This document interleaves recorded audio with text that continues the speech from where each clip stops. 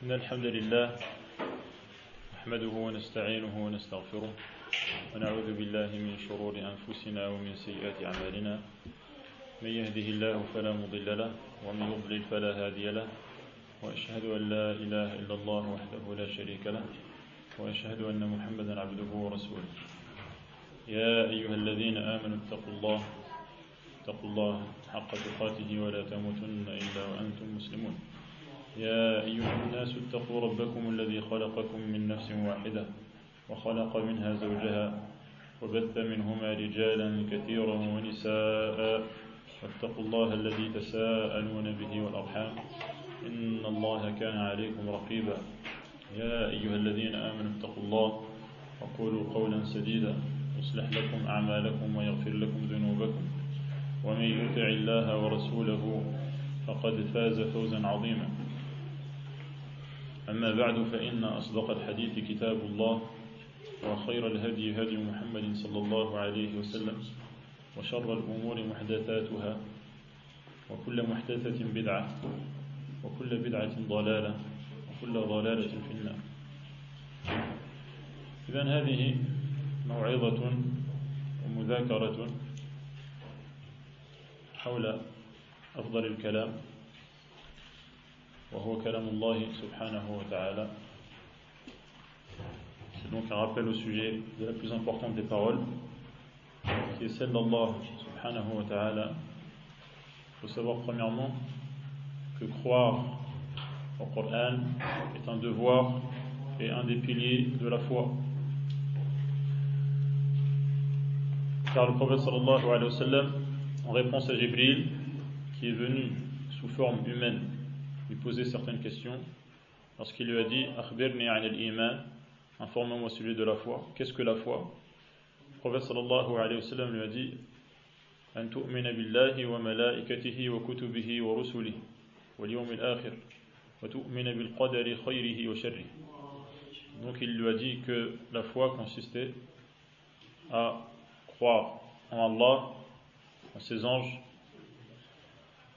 en ses livres, en ses messagers, au jour dernier et au destin, croire au destin qu'il soit bon ou mauvais. Et donc croire au livre, je vais parler plus en français, il me semble que c'est plus approprié. Le fait de croire au livre de manière générale fait partie des piliers de la foi. Lorsque nous avons des détails au sujet de ces livres, nous y croyons, comme lorsqu'on connaît leurs noms, par exemple le Torah, l'Injil, le Zabour, Suhuf, Ibrahim ou Moussa. Cependant, il faut savoir que le dernier de ces livres est le Coran, qu'il a donc le dernier mot et la supériorité, la suprématie par rapport aux livres qui ont précédé. مصدقا لما بين يديه من الكتاب ومهيمنا عليه فاحكم بينهم بما أنزل الله. Et donc le dernier de ces livres est le livre qu'Allah subhanahu wa ta'ala a fait descendre vers Mohammed et qui est le Coran. C'est le dernier des livres qui a la suprématie par rapport aux autres livres, c'est-à-dire qu'il les abroge. Les lois qui sont dans les autres livres, à partir du moment où le Coran est venu, ne sont plus en vigueur. Ne sont plus en vigueur, et donc agir conformément aux livres précédents, c'est soit agir conformément à des livres qui ont été falsifiés au cours de l'histoire, ou agir conformément à des livres qui ont été abrogés, c'est-à-dire qu'ils ne sont plus en vigueur, ils ne sont plus d'actualité. Le livre qui est en vigueur de nos jours, et qui est d'actualité, et qui prend en compte par Allah subhanahu wa ta'ala, c'est le dernier des livres qui est le Coran qu'il a révélé à Muhammad sallallahu alayhi wa sallam. قال الله سبحانه وتعالى وإنه لتنزيل رب العالمين نزل به الروح الأمين على قلبك لتكون من المنذرين بلسان عربي مبين. Et donc, croire au Coran est un des piliers de la foi. Et croire au Coran, qu'est-ce que ça veut dire? Ça veut dire savoir que c'est la parole d'Allah qu'il a dites réellement. Et donc à chaque fois qu'il a voulu faire descendre un verset ou une sourate, il l'a dit à ce moment à Jibril, qui est descendu vers le prophète sallallahu alayhi wa sallam, et particulièrement vers son cœur, qui est le réceptacle et qui est le siège de la compréhension, vers le cœur de Muhammad sallallahu alayhi wa sallam, afin donc qu'il transmette cette parole. Et donc, le Coran est la parole d'Allah, qu'il s'agisse des termes ou des significations. Tout cela a été fait descendre par Allah, ce qui montre par ailleurs qu'Allah est tout en haut, vers Muhammad sallallahu alayhi wa sallam, par l'intermédiaire de Jibril, qui est l'ange digne de confiance et qui est le messager parmi les anges, vers celui qui est digne de confiance parmi les êtres humains et qui est le messager parmi le genre humain, afin que Muhammad sallallahu alayhi wa sallam transmette ce message qu'il a reçu et qui mette l'humanité en garde contre ce qui les attend, à savoir le jour du jugement, le rassemblement général de l'humanité, la résurrection, et donc les actes qui seront pesés et la fonction desquels les gens iront soit au paradis, soit en enfer. Donc ce n'est pas une immense affaire, c'est un événement grandiose qui mérite que les gens soient mis en garde à son sujet et qu'on leur ouvre les yeux. C'est ce que le prophète Muhammad sallallahu alayhi wa sallam a fait en transmettant ce livre. Et ce livre est donc la parole d'Allah. C'est un livre en arabe, donc le Coran est en arabe. Et donc celui qui lit le Coran, il le lit en arabe.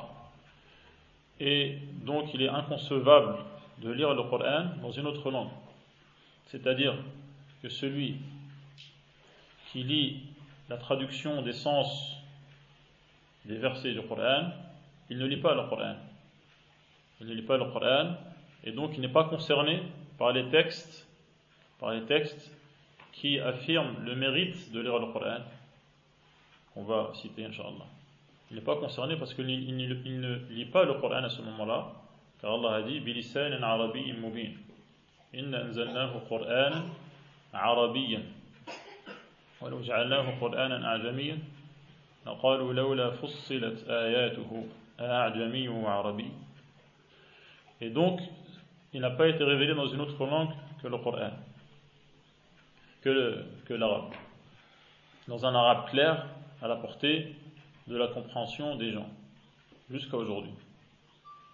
Donc croire au Coran, c'est croire que c'est la parole d'Allah qu'il a fait descendre vers le cœur de Muhammad sallallahu alayhi wa sallam, et il a fait descendre petit à petit sur une durée qui s'est étalée sur 23 ans. Donc le prophète sallallahu alayhi wa sallam, il recevait à certaines occasions soit des versets, soit des sourates entières, comme sourate al-Fath, lors de son retour de Al-Hudaybiyah en l'an 6 de l'Hégire. Il a reçu la sourate. Des fois, il reçoit quelques versets suite donc à un événement ou à une question. Yas'alunaka 'anil anfal, yas'alunaka madha yunfiqun, qul al-anfalu lillahi wa rasul, qul ma anfaqtum min shay'in falil walidayn, al-aya. Yastaftunak qul illahu yuftikum fil kalala.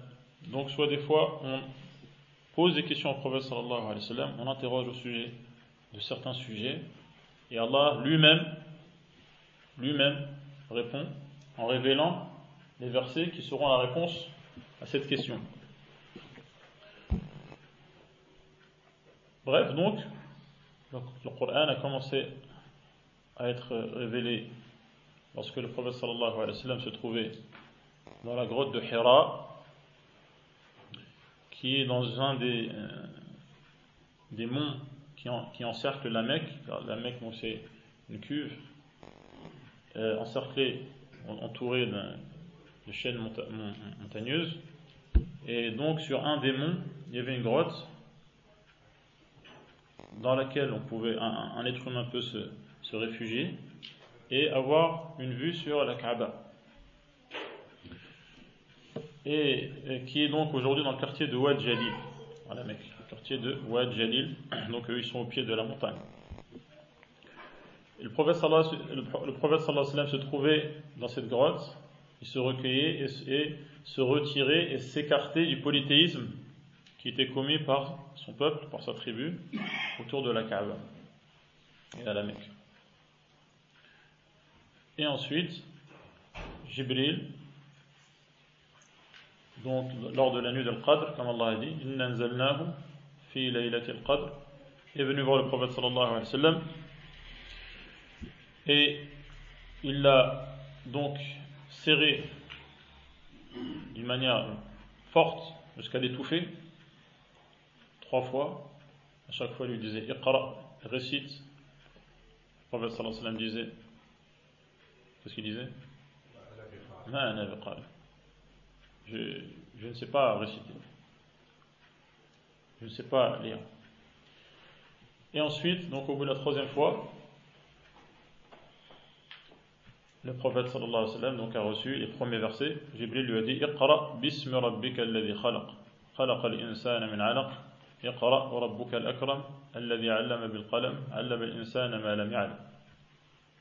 Il a reçu les premiers versets du Coran. Et ensuite, donc après une période où la révélation donc s'est interrompue de manière momentanée, fatra, certains savants donc l'estiment à 3 ans. Ensuite, donc le Coran a repris sa descente donc sur une durée qui s'étale sur donc toute la durée du message du prophète sallallahu alayhi wa sallam jusqu'au jour où il a quitté le bas monde sallallahu alayhi wa sallam.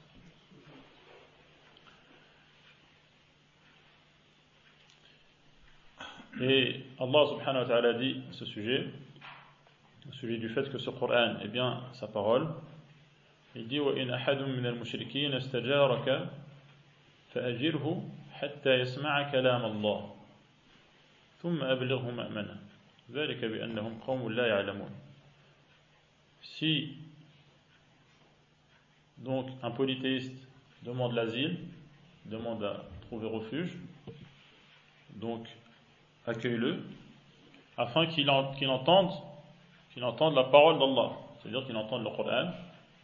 Le Coran a une influence sur les cœurs et donc un nombre important de gens, en écoutant quelques versets, se sont convertis.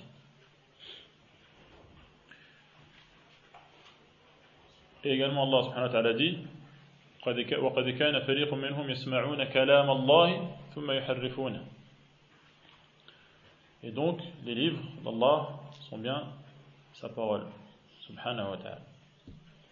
Ce Coran, puisque c'est la parole d'Allah, ce n'est pas un livre comme les autres. Puisque la parole d'Allah est une qualité d'Allah, et ce livre est sa parole, qu'il a dite réellement, ce n'est donc pas un livre ordinaire. C'est un livre qui a un mérite particulier. C'est un livre rayonnant. C'est un livre grandiose. C'est pour cela que le prophète sallallahu alayhi wa sallam nous informait, et Allah également dans le Coran, du mérite particulier de ce livre. Il nous dit que les meilleurs des gens sont ceux qui ont appris le Coran et l'ont enseigné aux autres. خيركم من تعلم القرآن وعلمه. Il dit également qu'à chaque fois que des gens se réunissent dans une maison d'Allah, c'est-à-dire dans une mosquée, pour lire ce livre et l'étudier, donc chercher à savoir le sens, qu'est-ce qu'Allah a voulu nous dire, qu'est-ce qu'il attend de nous,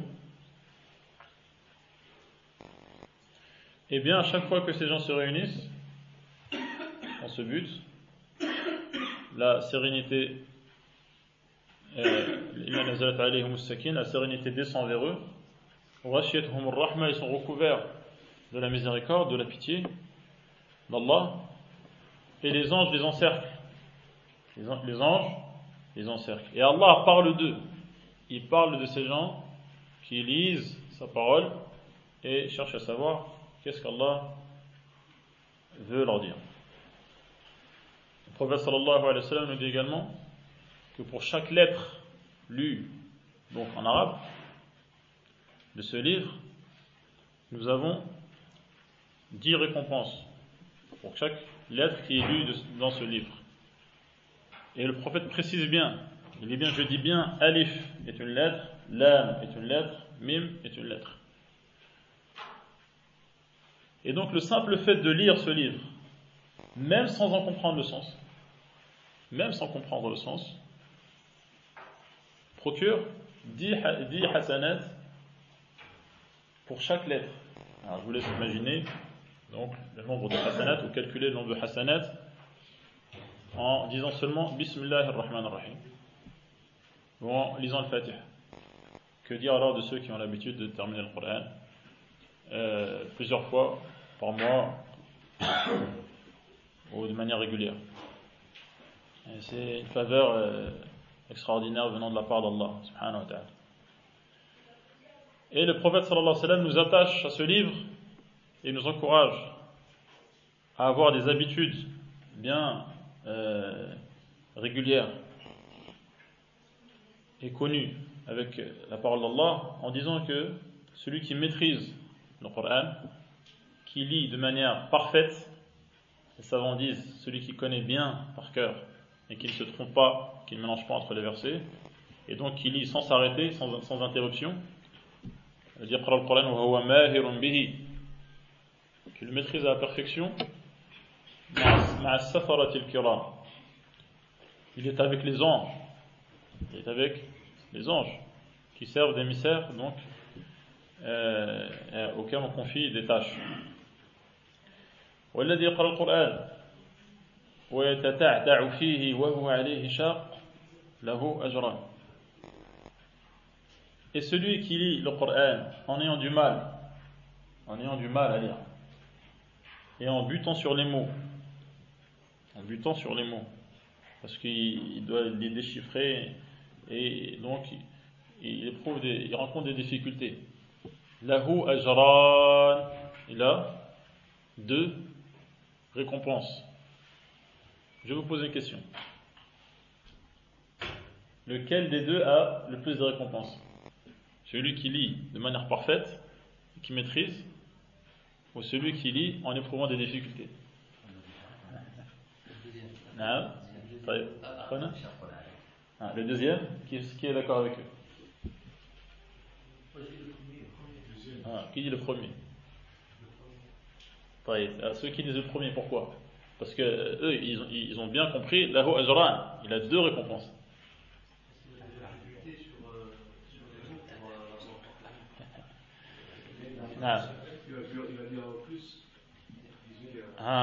Ça c'est un angle important. Il y a celui qui va lire sans buter, il va lire plus de mots, donc plus de lettres, donc plus de hasanat. Et quoi d'autre? Celui qui lit le Coran de manière parfaite, avant d'arriver à ce niveau, à ce degré, il est passé par le niveau de celui qui lit en ayant du mal. Et il a dépassé ce niveau. Donc il a un niveau supérieur. Et comment on peut comparer celui qui est avec les anges avec celui qui a 2 récompenses? Donc de toute manière, celui qui lit le Coran de manière parfaite, il est passé par l'étape de la lecture donc pénible, laborieuse, et en plus il a dépassé ce stade, donc il a un stade plus élevé. Et en plus il lit plus de mots, donc plus de hasanat, effectivement. Donc ça encourage nos frères et nos sœurs qui sont débutants dans la langue arabe. Il vaut mieux apprendre les lettres arabes, l'alphabet arabe, le maîtriser, et lire avec difficulté en arabe, que lire en phonétique par exemple. La phonétique, c'est une grave erreur que d'apprendre à lire le Coran en phonétique. Pourquoi? Premièrement, parce que les savants disent qu'on n'écrit pas le Coran dans d'autres lettres que les lettres arabes, premièrement. parce que c'est comme ça que les compagnons l'ont écrit, et c'est comme ça, et il a été révélé en arabe, et également parce que l'alphabet latin, il prête à confusion, et il amène vers des erreurs de prononciation, et donne de mauvaises habitudes qui sont difficiles, le professeur d'arabe peut vous le dire, difficiles à corriger.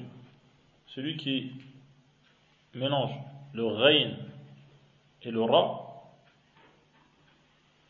parce qu'il a appris en phonétique, il n'arrive plus à faire la différence entre le ra et le rayn, parce que le ra il est écrit en R, mais le R en français ça se prononce rayn et des fois kha. Après donc c'est une tâche pénible de désincruster cette erreur. Donc il vaut mieux apprendre tout de suite l'alphabet arabe et lire avec difficulté pour avoir de récompenses que pour les raisons que je vous ai citées. Et également, donc, pas se contenter seulement de lire la traduction, les sens, le fait de comprendre, c'est bien, mais pour obtenir la récompense qui a été citée par le prophète sallallahu alayhi wa sallam, il faut lire en arabe, même si on a des difficultés, ce n'est pas grave, on a deux récompenses. Que veut-on de plus? Donc c'est un livre qui est particulier, comme on vient de le voir, qui a un mérite particulier et un mérite important et grand à le lire. Et Allah subhanahu wa ta'ala a fait descendre ce livre pour guider l'humanité, pour mettre en garde l'ensemble des gens. Et il dit également Shahr Ramadan, dans lequel nous sommes, alladhi unzila fihi al-Qur'an, comme vous avez entendu. Donc le Qur'an a commencé à être révélé pendant la nuit de Al-Qadr, qui fait partie des 10 dernières nuits du mois de Ramadan. Hudan lin-nas. Donc ce Coran a pour fonction de guider les gens. Les gens sans le Coran, ils ne savent pas où aller. Ils ne savent pas où donner de la tête. Ils ne savent pas où se diriger. Ils ne savent pas quelle est la voie et la manière de vivre qui va leur permettre d'obtenir ce qui est dans leur intérêt et ce qui va leur permettre d'arriver à bon port et sain et sauf. Sans le Coran, ils ne savent pas.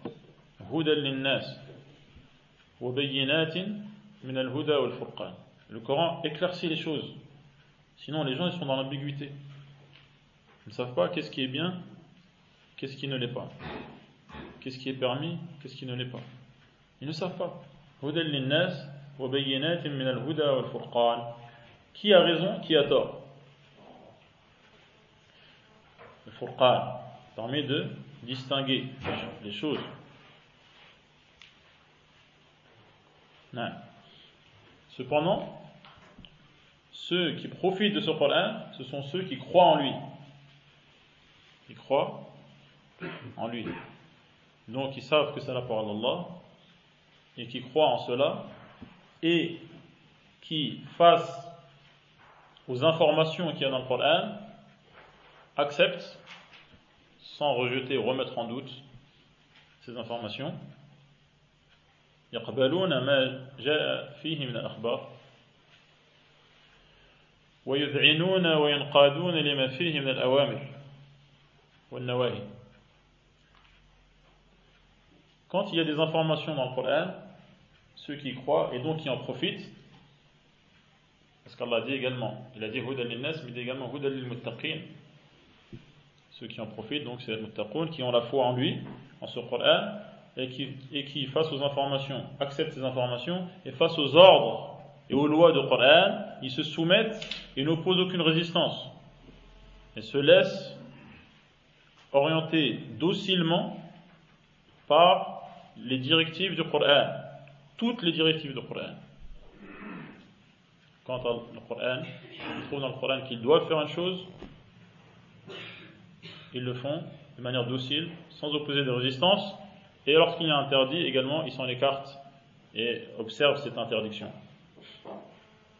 Pourquoi? Parce que c'est cela que croire au Coran qui est un des piliers de la foi, et c'est la condition pour en tirer profit. Et pour que ce Coran éclaire la vie de l'être humain. Allah subhanahu wa ta'ala dit وَتَمَّتْ كَلِمَاتُ رَبِّكَ صِدْقًا وَعَدْلًا صدقا في الأخبار وعدلا في الأحكام. Les paroles d'Allah, d'accord, sont parfaites en matière de vérité dans les informations données, les informations qui sont dans le Coran sont les plus vraies et atteignent le plus haut degré de certitude qui puisse être atteint. وَإِنَّهُ لَحَقُّ الْيَقِينِ. Le plus haut degré de certitude qui puisse être atteint est la certitude concernant les informations données dans le Coran, ce qui est dans le Coran. Sidqan wa adlan. Également, le Coran est parfait en matière de justice, car ces lois sont basées sur la plus grande des justices. Et donc, l'attitude, c'est d'accepter ces informations et de se soumettre aux lois, donc aux ordres ou aux interdictions du Coran. C'est de cette manière qu'on tirera profit du Coran.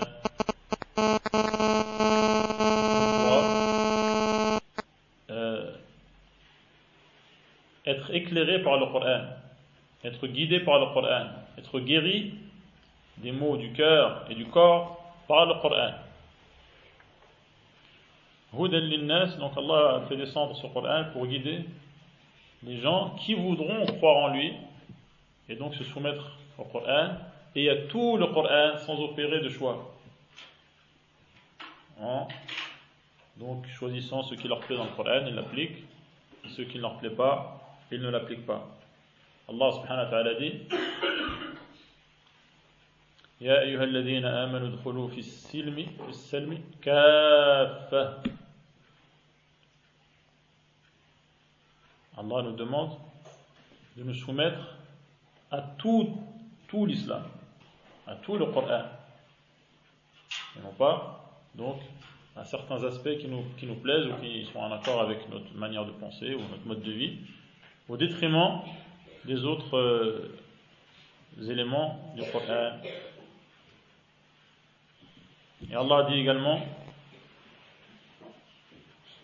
Innal ladhina yakfuruna billahi wa rusulihi wa yuriduna an yufarriqu bayna Allahi wa rusulihi wa yaquluna nu'minu bi ba'din wa nakfuru bi ba'din wa yuriduna an yattakhidhu bayna dhalika sabilan ulaika humul kafiruna haqqan. Ce qui veut faire des distinctions entre ce qu'Allah a fait descendre ou ce qu'Allah a envoyé comme prophète notamment, ce sont des kuffars, ce ne sont pas des croyants.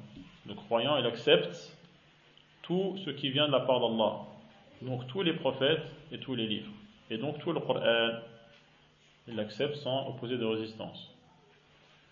Et il applique ce qu'il a la force et le pouvoir d'appliquer, sans rejeter ce qui n'a pas plu, ce qui n'a pas pu exécuter comme ordre ou respecter comme interdiction.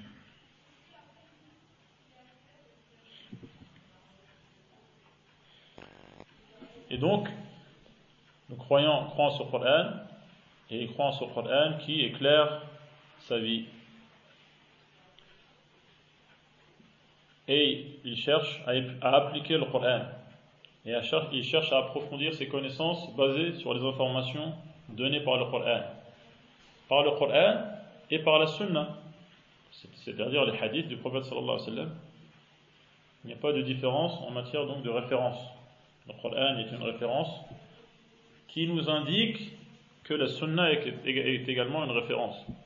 Car Allah a dit que وَأَنزَلْنَا إِلَيْكَ الذِّكْرَ لِتُبَيِّنَ لِلنَّاسِ مَا نُزِّلَ إِلَيْهِمْ. Allah indique dans ce verset que même les hadiths du prophète sallallahu alayhi wa sallam ont été descendus sur le prophète pour qu'il explique le Coran. Donc le Coran wahi, wa sunnatu wahi. وَأَنزَلْنَا عَلَيْكَ الكتاب والحكمة وأنزلنا عليك ونزلنا عليك قل وأنزلنا إليك وأنزلنا إليك نعم وأنزل الله عليك الكتاب والحكمة وعلمك ما لم تكن تعلم وأنزل الله عليك الكتاب والحكمة. Donc le Coran a été descendu et la hikmah qui est la sunna ça veut dire le chemin à suivre. Ce chemin à suivre, quels sont les jalons et les traces, donc des pas qui sont à suivre donc, pour pouvoir avancer sur ce chemin, ce sont les hadiths. Al-athar, ça veut dire les hadiths, notamment. Et al-athar, ça veut dire les traces. Les traces, donc ce sont les hadiths. Les hadiths, donc, du prophète sallallahu alayhi wa sallam, constituent la voie à suivre, comme le Coran est également la voie à suivre. Et donc, le Coran a été descendu vers le prophète, et la sunna a été également descendue vers le prophète. Donc, quand on parle du mérite du Coran, ça ne veut pas dire qu'on se contente du Coran sans les hadiths. Car le Coran inclut d'accepter les hadiths, comme on vient de l'entendre dans ces versets. Le prophète sallallahu alayhi wa sallam dit Ala wa anni utitu al-Qur'an wa mithlahu ma'ahu. J'ai reçu le Coran et l'équivalent du Coran, c'est-à-dire la sunna, les hadiths du prophète sallallahu alayhi wa sallam. Lorsque Allah subhanahu wa ta'ala fait descendre Adam, notre père, et notre mère, Hawa, après l'histoire que vous connaissez, qu'Allah a racontée dans plusieurs passages du Coran, afin que cela nous serve de leçon. Ya bani Adam, la yaftinannakum ash-shaytan, kama akhraja abawaykum min al-jannah. Ne vous laissez pas tenter par le diable. Le diable qui a quoi?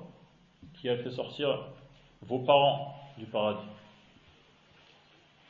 Lorsqu'il les a fait descendre sur terre, donc afin de les mettre à l'épreuve, qu'est-ce qu'il a dit?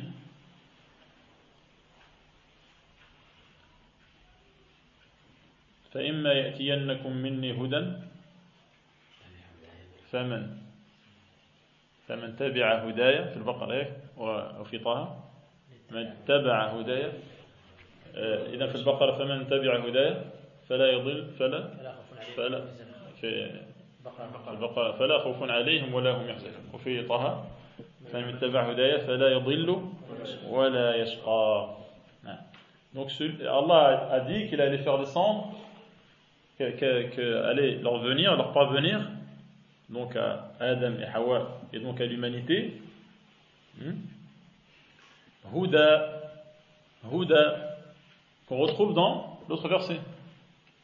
Alladhi shahru Ramadan alladhi unzila fihi al-Quran Huda. Donc le livre d'Allah allait venir, notamment le Coran. Celui qui suit ce livre, il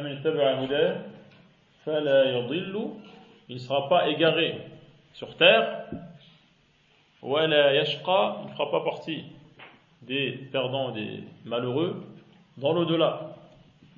Celui qui suit ce livre, le Coran, il dit également dans Sourate Al-Baqarah, il n'a aucune crainte à avoir et aucune tristesse ou chagrin ou souci. Donc suivre le Coran, c'est la garantie d'arriver à bon port, sain et sauf, sur terre et dans l'au-delà. C'est pour cela donc qu'Allah nous dit de ne pas suivre ce qui est contraire au Coran. Celui qui suit ce qui est contraire au Coran, yadil wa yashqa. Il s'égare, il ne trouve pas la bonne route, il ne sait pas qui a raison, il ne sait pas qu'est-ce qui est vrai, il ne sait pas où donner de la tête, et en plus il fera partie des malheureux dans l'au-delà.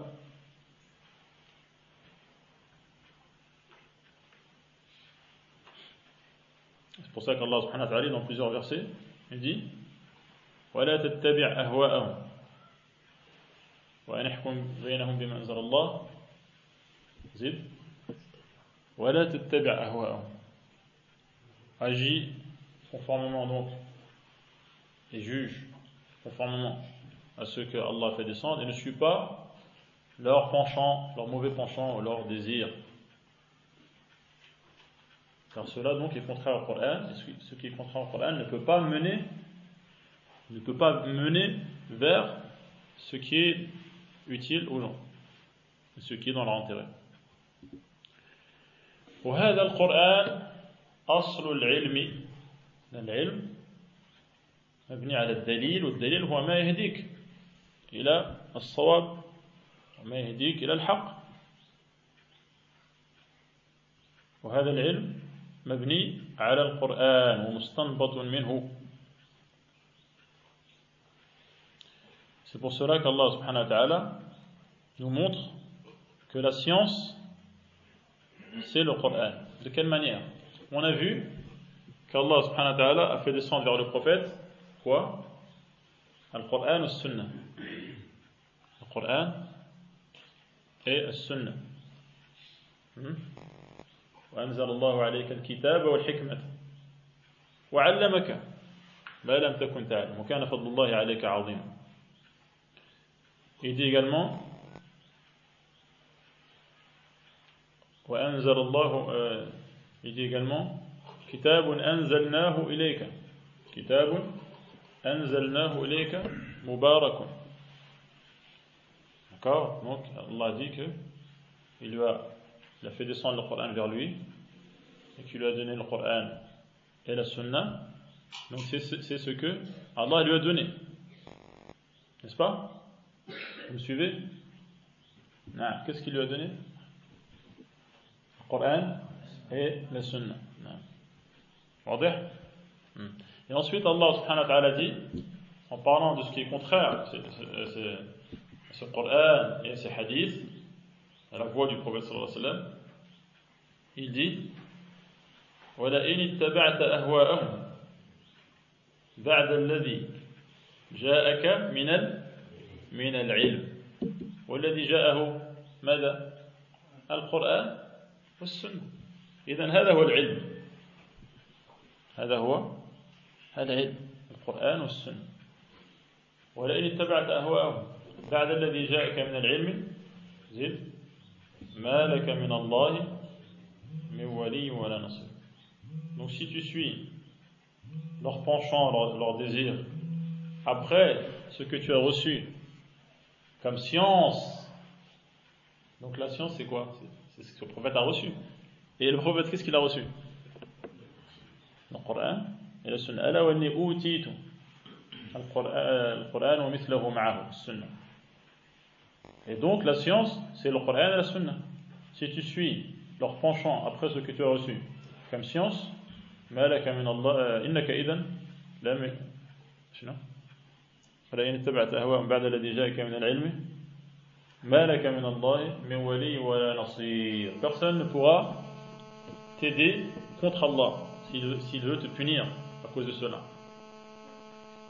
Et personne ne pourra te secourir si Allah veut te punir parce que tu as suivi, parce que tu aurais suivi, c'est une supposition, parce que tu aurais suivi donc leur penchant après ce que tu as reçu comme science, c'est-à-dire le Coran et la Sunna. Également Allah subhanahu wa ta'ala dit, donc dans le même sens, un sens proche, وَلَئِنِ اتَّبَعْتَ أَهْوَاءَهُمْ مِنْ بَعْدِ مَا جَاءَكَ مِنَ الْعِلْمِ إِنَّكَ إِذًا لَمِنَ الظَّالِمِينَ. وَلَئِنِ اتَّبَعْتَ أَهْوَاءَهُمْ بَعْدَ مَا جَاءَكَ مِنَ الْعِلْمِ ما لك من الله من ولي ولا واق. Donc à chaque fois Allah a fait une opposition entre la science que le prophète a reçue et qui est donc le Coran et la Sunna et les penchants des gens qui ne suivent pas le Coran et la Sunna, d'accord, et qui sont contraires à la science qui est le Coran et la Sunna. Donc ce qu'Allah a envoyé au prophète, ce que le prophète a reçu de la part d'Allah, c'est le Coran et la Sunna. Et Allah l'appelle science. Et également ce que le prophète a transmis, c'est quoi? Al-Qur'an wa Sunna. Wa inna al-anbiya lam yuwarrithu dinaran wa la dirhaman wa innama warrathu al-ilm. Encore une fois, on retrouve que l'ilm désigne Al-Qur'an et Al-Sunna. Donc tous les textes que vous entendez qui parle du mérite de la science et des savants, ça désigne qui? Quelle science? Dans les textes. Al-Qur'an ou Sunnah. Et les savants, ça désigne les savants de quoi? Al-Qur'an ou Sunnah. Ce qui ne remet pas en cause l'intérêt d'étudier d'autres sciences, la botanique ou l'astrophysique ou la mécanique ou la plomberie. Ça ne remet pas en cause l'intérêt d'étudier ces sciences, mais c'est pour attirer l'attention sur le fait que ce qui est désigné dans les textes par la science et le mérite de la science et le mérite des savants, on a l'ulama, l'anbiya, etc., ça désigne kitab ou sunnah. Vous avez compris? C'est pour cela que les salaf, donc les premières générations, sahaba, ou tabi'un, tabi'in, ou l'a'imma, Malik, Shafi'i, Ahmed, وغيرهم من السابقين والمهاجرين ومن تبعهم بإحسان, ils ont donné une importance capitale au Coran dans la science. Et pour eux, étudier la religion, après donc ce qui est obligatoire, et de manière individuelle, et qui concerne chaque personne de manière individuelle et qui est obligatoire, comme se débarrasser du shirk, apprendre à faire les ablutions, la prière, le jeûne, pour ceux qui sont concernés, les zakat pour ceux qui sont concernés, etc. Celui qui veut ensuite donc investir le champ de la science et approfondir ses connaissances religieuses, il commence par le Coran. Il commence par Al-Qur'an, comme on vient de le voir, c'est la base de la science. Et donc, ils enseignent le Coran à leurs enfants. C'est une habitude chez les musulmans. Un enfant, il apprend le Coran. C'est normal. Et c'est une priorité pour lui. Et également, les savants du hadith ne transmettaient pas les hadiths à un étudiant avant qu'il ait terminé d'apprendre le Coran, prendre par cœur bien sûr. Et donc c'était connu dans les mosquées des musulmans que les gens donc qui passaient chacun son tour, notamment chez un cheikh qui a lu le Coran lui-même du début à la fin sur un cheikh, qui a lu le Coran lui-même du début à la fin sur un cheikh jusqu'au prophète sallallahu alayhi wa sallam. C'est ce qu'on appelle al-isnad, et qui se transmet donc d'une manière qui s'appelle al-ijaza. Donc il vient à la mosquée, il attend son tour, et ensuite il récite 1, 2 versets, 10 versets, ça dépend. Et donc il passe son temps à les répéter pour les maîtriser, et le lendemain, même chose. Et ainsi de suite jusqu'à ce qu'il termine et que son cheikh lui donne l'autorisation et la licence, il permet de lire et d'enseigner. De lire et d'enseigner. Donc le Coran, ça ne s'apprend pas tout seul. Donc là on baigne dans une atmosphère qui encourage les autodidactes. Chacun peut avoir accès à l'information, il suffit de cliquer, d'être un peu intelligent et futé pour trouver ce qu'on veut sur internet ou autre source. Le Coran, ça ne s'apprend pas de cette manière. Le Coran, ça s'apprend auprès de ceux qui le maîtrisent, parce qu'eux-mêmes ont appris auprès de ceux qui le maîtrisent. Parce qu'il y a des termes et une manière de prononcer qui ne pourra pas être connue si on ne lit pas devant un cheikh. Devant un cheikh. Exemple, Bismillahi majriha. On appelle l'imala. Comment est-ce qu'on peut savoir si quelqu'un explique, alors l'imala c'est le fait de faire pencher le alif vers le ya. Comment je peux être sûr que je prononce correctement le mot majriha, par exemple? Comment est-ce que je peux être sûr que je prononce correctement le tashil dans a'jamiyun en arabe? A'jami. Il suffit pas qu'on m'explique le tashil, c'est entre tahqiq le hamza, prononcer donc le hamza de manière tranchée, et un alif. Comment je peux être sûr? Si je lis devant mon cheikh, il va me corriger ou confirmer ma lecture. Ce ne sont que des exemples. إذا القرآن يتلقى من أفواه المشايخ المتقنين. Donc il faut les chercher ces shuyukh. Si on ne les trouve pas, la yukallifu Allah nafsan illa wus'aha. La moindre des choses, ce sera d'écouter les cassettes de ceux qui maîtrisent, comme Al-Husari par exemple, que ce soit dans la lecture de Hafs, la lecture de Warsh, ou même d'autres.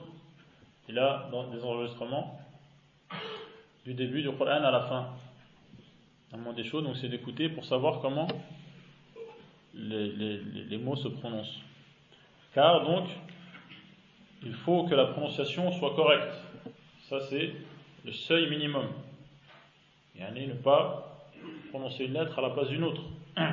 Bien dire par exemple an'amta et non pas al'amta. Ou par exemple bien dire shahru ramadan et non pas shahru ramadan par exemple. Ou bien dire par exemple mustaqim avec un mim et non pas mustaqim. Ça c'est obligatoire. Et ensuite donc celui qui veut maîtriser le tajwid et le perfectionner, tant mieux pour lui. Mais il ne doit pas falsifier le Coran. Falsifier le Coran en manquant à la prononciation correcte. Ça c'est la première étape, lire le Coran. Nous avons reçu l'ordre de lire le Coran et de le lire correctement. إنما أمرت أن أعبد رب هذه البلدة الذي حرمها وله كل شيء وأمرت أن أكون من المسلمين وأن أتلو القرآن. Le prophète a reçu l'ordre, et nous-mêmes donc, de lire le Coran. Il faut le lire correctement. Et ensuite, il faut le comprendre. Il faut le comprendre en demandant aux savants de nous expliquer ou en ayant recours à leurs ouvrages. Et ensuite, il faut l'appliquer. Il faut l'appliquer, le Coran. Sinon, ce sera une preuve contre nous. Car le prophète sallallahu alayhi wa sallam dit Al-Qur'an hujjatul laka aw alayka. C'est une preuve en ta faveur ou une preuve contre toi. Wa ahlul Qur'an hum alladhina ya'maluna bihi. Laysa mujarrad al-hifz wa l'itqan fi l'ada. Ahlul Qur'an, les habitués du Coran, ce sont les gens qui appliquent le Coran. Wa in lam yakun hafizan kama ذكره أهل العلم وهذا ينسب إلى ابن القيم. أهل القرآن الذين يقرؤونه ويعملون به وخلقهم القرآن وإن كانوا لا يحفظونه, même s'ils ne connaissent pas par cœur, mais s'ils ont l'habitude de consulter le Coran et de l'appliquer, de respecter les lois du Coran, ils font partie de Ahl al-Qur'an, qui sont, comme le prophète a dit, Ahlullahi wa khassatuhu. Ce sont les privilégiés d'Allah, ceux qui appliquent le Coran. Non. Et donc appliquer le Coran, également employer le Coran comme remède. Le Coran c'est un remède contre les maux, les maladies du cœur, comme le fait d'aimer le péché, d'être attiré par le péché, comme le fait donc de ne pas vouloir le bien des musulmans, ou comme le fait donc de ne pas être convaincu par l'islam et par les lois de l'islam et par la justice de l'islam.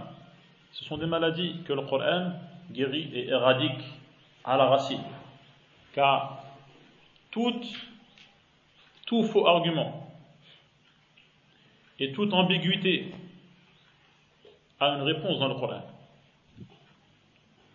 Celui qui étudie le Coran, il lit le Coran et comprend le Coran, il peut répondre à n'importe quelle ambiguïté et à n'importe quel faux argument présenté contre la vérité. Car Allah subhanahu wa ta'ala dit وَلَا يَأْتُونَكَ بِمَثَلٍ إِلَّا جِئْنَاكَ بِالْحَقِّ وَأَحْسَنَ تفسيرا. Il dit également بَلْ نَقْذِفُ بِالْحَقِّ عَلَى الْبَاطِلِ فَيَدْمَغُهُ فَإِذَا هُوَ زَاهِقٌ. Le Coran est une réponse à n'importe quelle ambiguïté lancée par les ennemis de l'islam pour faire douter donc les musulmans ou empêcher ceux qui ne sont pas musulmans de s'intéresser à l'islam ou de se convertir à l'islam. Il nous reste à nous maintenant d'ouvrir le Coran et d'ouvrir nos cœurs pour comprendre ce qu'Allah nous a demandé. et fournir des efforts pour appliquer ce Coran dans notre vie de tous les jours. Et ce mois est l'occasion de le faire. Ce mois, l'occasion de le faire, car c'est le mois durant lequel le Coran a été révélé, ou a commencé de révéler. C'est également le mois durant lequel le prophète sallallahu alayhi wa sallam il révisait le Coran avec Jibril. C'est également le mois durant lequel le prophète sallallahu alayhi wa sallam a instauré at-tarawih en priant 2 ou 3 nuits. At-tarawih, ensuite il s'est arrêté de peur que le tarawih ne devienne obligatoire. Et donc, salaf, les premières générations, ils lisaient le Coran encore plus pendant ce mois. Ceux qui avaient l'habitude de lire le Coran en une semaine, comme cela est mentionné dans les hadiths, de lire le Coran en 7 jours. Et c'était donc ce que faisaient beaucoup de compagnons. Ils avaient une séparation du Coran en 7 parties. Ils n'avaient que 7 hizb. Que 7. Et chaque jour, il lit 1/7 du Coran. Subu', le Coran fait couler. Donc par exemple, le premier jour, il va lire Al-Fatiha, Al-Baqarah, Al-Imran, Al-Nisa. Et ainsi de suite, jusqu'à ce qu'il termine. En 7 jours. Ceux qui avaient l'habitude de terminer en 7 jours, ils terminaient en 3 jours, pendant le mois de Ramadan. Il y a certains qui se disent, est-ce que c'est possible? Oui, c'est possible. Jusqu'à nos jours, c'est possible. Et pendant les 10 derniers jours, ils terminaient en 1 jour. Chaque jour, ils terminaient un problème. Pour certains savants, ils disent, il est permis donc de terminer en moins de 3 jours si ce n'est pas une habitude. Ce n'est pas une habitude. Et donc, il redoublait d'efforts dans la lecture. Et celui qui prend l'habitude de lire le Coran, ensuite, donc c'est une lecture qui devient fluide. Et il lit des pages et des pages et des pages sans se fatiguer, et ça devient tout à fait normal pour lui. Il faut juste faire le premier pas, fournir les efforts. Celui qui fournit les efforts, Allah qui est généreux, lui donnera plus que ce qu'il mérite. Il donnera plus que ce qu'il mérite.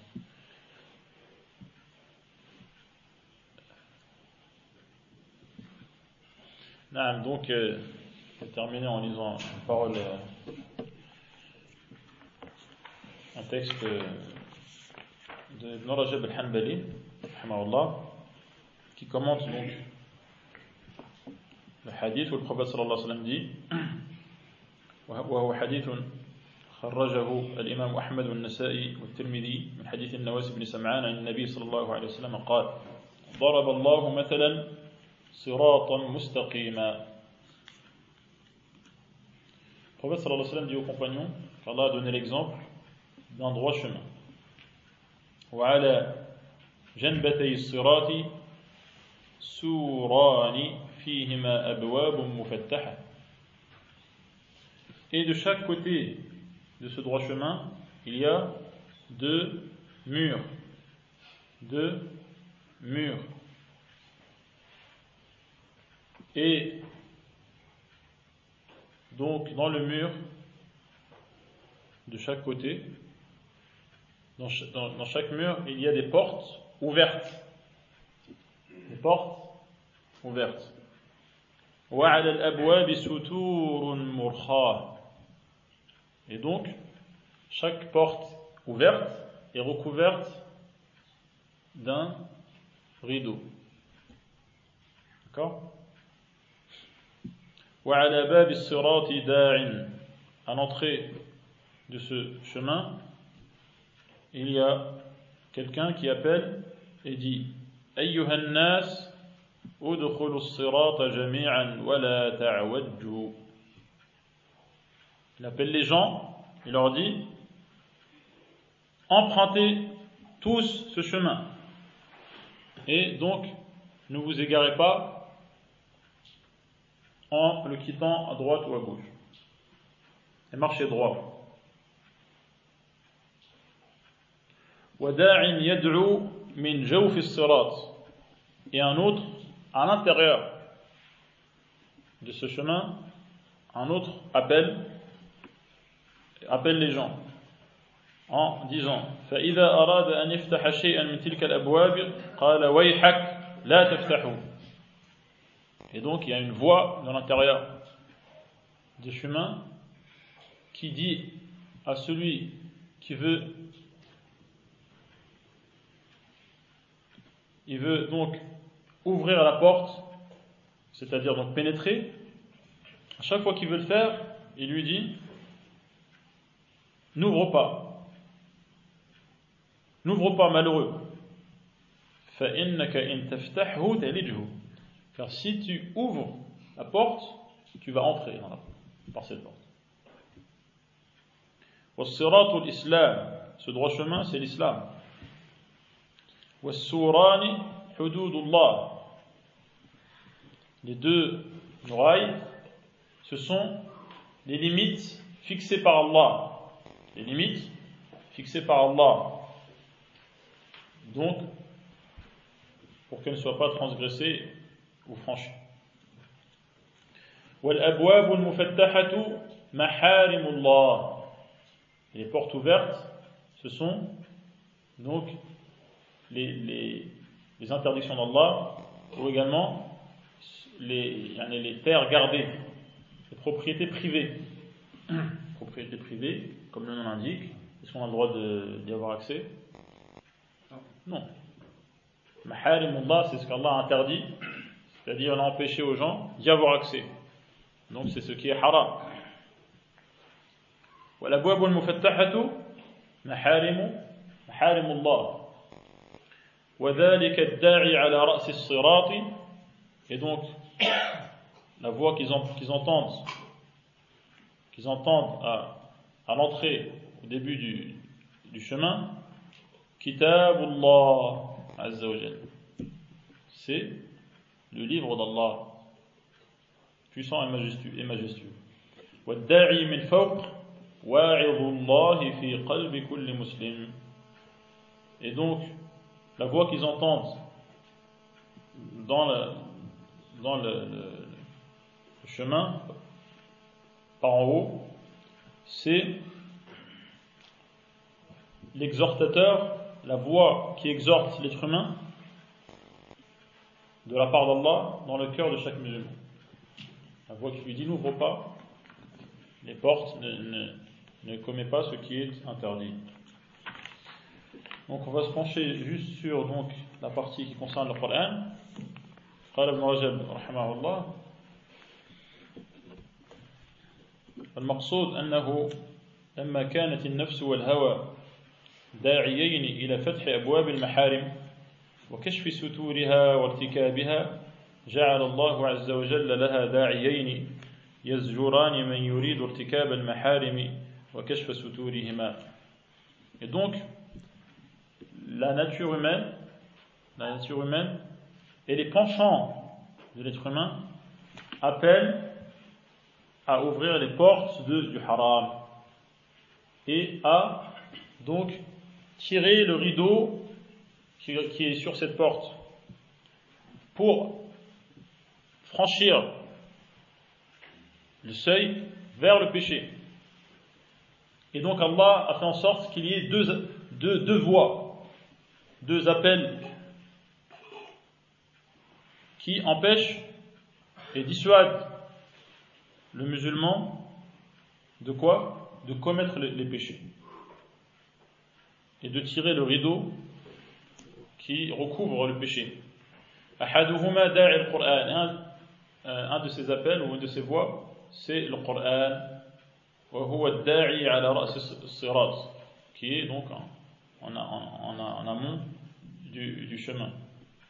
يدعو الناس كلهم إلى الدخول في الصراط والاستقامة عليه. Le Coran appelle tous les gens à emprunter ce chemin. Emprunter ce chemin et à rester ferme, à continuer à avancer sur le chemin. الاستقامة عليه وألا يعرج عنه يمنة ولا يسرى. Et à ne pas donc quitter cette route soit en allant trop à gauche, soit en allant trop à droite.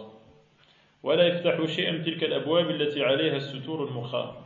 Et également à continuer à avancer sans ouvrir, d'accord, sans ouvrir les portes sur lesquelles il y a des rideaux. قال الله عز وجل حاكيا عن عباده المؤمنين أنهم قالوا ربنا إننا سمعنا مناديا ينادي للإيمان. Donc Allah rapporte que les croyants disent Seigneur, nous avons entendu une voix ou un appel lancé qui invite vers la foi. An aminu bi rabbikum, croyez en votre Seigneur. Fa amanna, nous avons répondu en croyant. Wal muradu bihi al-Qur'an 'inda akthar as-salaf.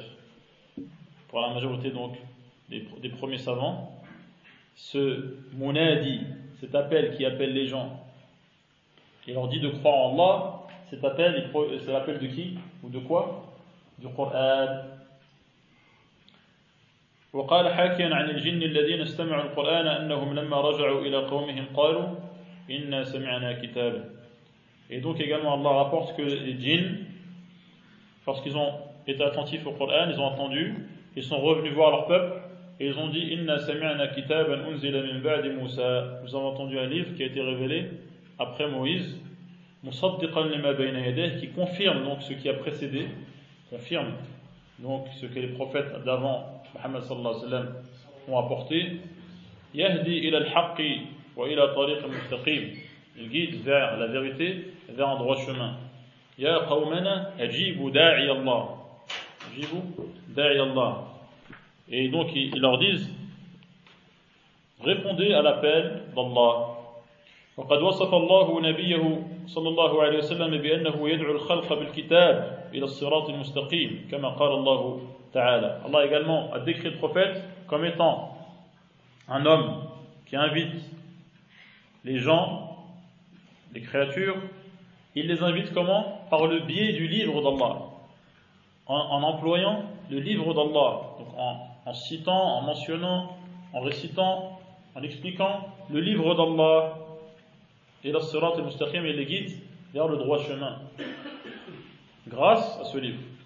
كما قال تعالى كتاب أنزلناه إليك لتخرج الناس من الظلمات إلى النور بإذن ربهم إلى صراط العزيز الحميد. Vous avez entendu ce verset dans le Tarawih ou pas encore? وصلتوا إبراهيم البارح وقيل.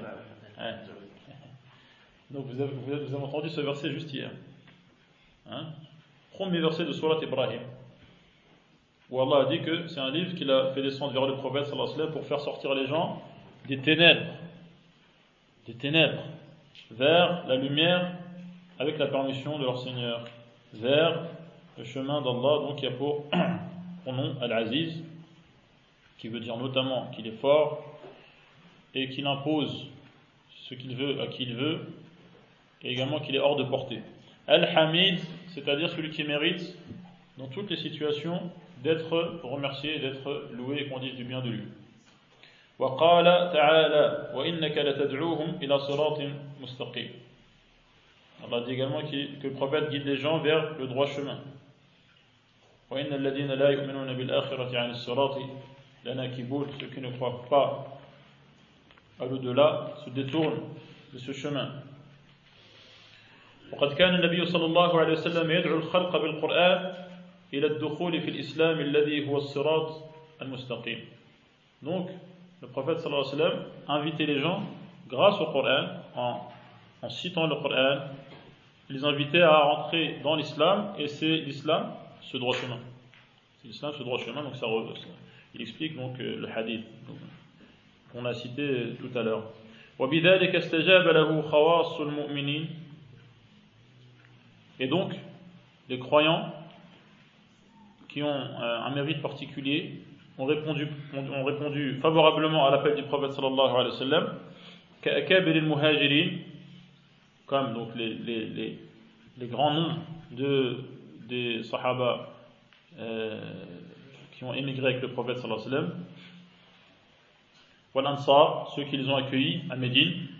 ولهذا المعنى قال مالك فتحت المدينة بالقرآن.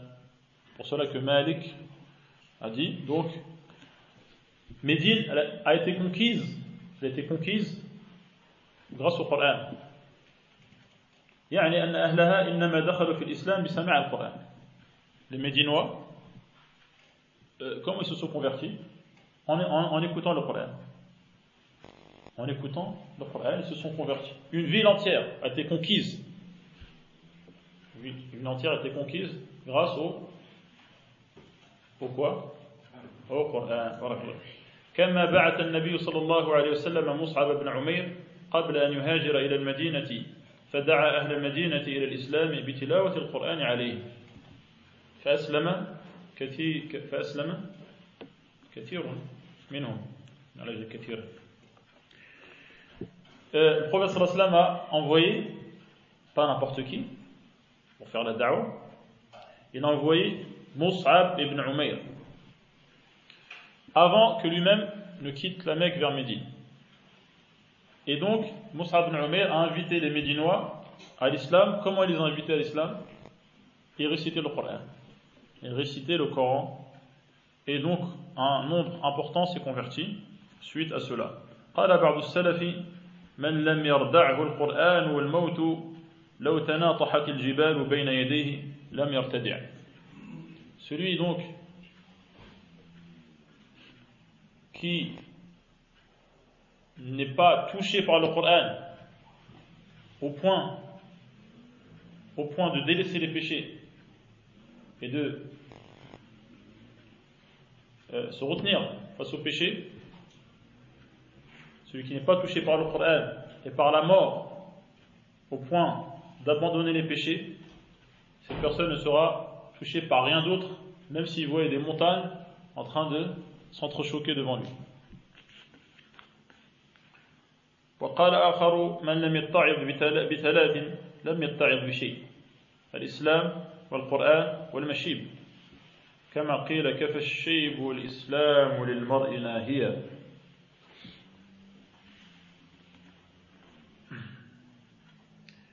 Donc, un autre a dit, celui qui ne tire pas de leçon de trois choses, il ne tirera jamais de leçon. Celui qui ne tire pas de leçon du Coran, de l'islam, du Coran et des poils blancs. Des poils blancs. Et donc, celui donc qui n'obéit pas à l'interdiction que lui donne l'islam et les poils blancs, ils lui interdisent de faire ce qui ne convient pas.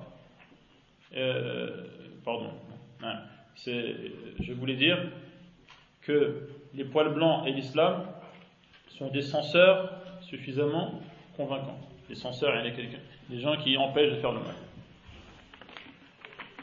انتهى المقصود من كلامه رحمه الله. صلى الله أن يجعلنا وإياكم من الذين يستمعون القول فيتبعون أحسنه. اجتهدوا في القرآن في هذا الشهر. اجتهدوا في هذا الشهر فإن لم تجتهدوا فيه فما أدري متى سنجتهد كلنا معنيون بالأمر. Donc on est tous concernés par ce qu'on vient de lire. Comme je vous ai dit au début, on révise tous ensemble ce qu'on connaît et on se rappelle donc ce qui nous est utile tous, sans distinction entre l'émetteur et le récepteur. Et donc nous sommes dans le mois du Coran. Si nous ne faisons pas d'efforts pendant ce mois, je ne sais pas quand est-ce qu'on va s'y mettre. Ceux qui ne savent pas encore lire l'arabe, Inch'Allah, c'est le dernier mois de Ramadan durant lequel ils ne savent pas encore lire le Coran. Ceux qui savent lire l'arabe mais qui ne lisent jamais le Coran, ça c'est une catastrophe. S'ils ne s'en rendent pas compte, c'est que la catastrophe est encore pire. Ceux qui ont l'habitude de lire le Coran, ils doivent lire encore plus. Ceux qui lisent le Coran mais qui ne savent pas ce qu'ils lisent, c'est peut-être le moment de chercher à savoir qu'est-ce qu'Allah nous dit. Ceux qui savent très bien ce qu'Allah a dit mais n'appliquent pas le Coran dans leur vie, ce Coran va se retourner contre eux le jour du jugement. Il faut donc qu'ils mettent à exécution les ordres du Coran dans leur vie de tous les jours. Le Coran, donc, ce n'est pas seulement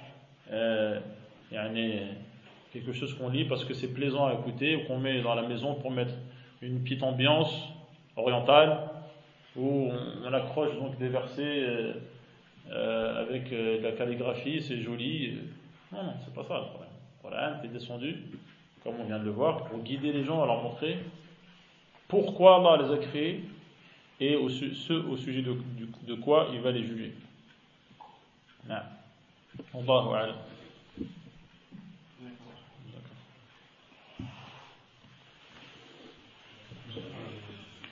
D'accord.